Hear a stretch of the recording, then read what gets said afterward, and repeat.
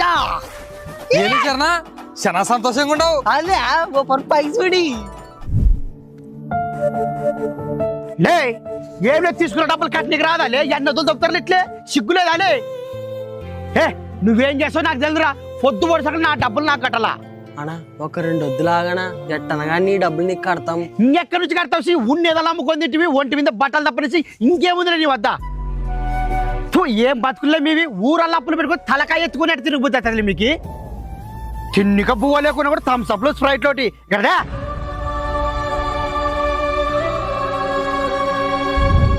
పులే ఎవరైనా తిట్టిన దానికి బాధపడతారు కానీ నువ్వేం సంతోషంగా ఎగురులాడతావు.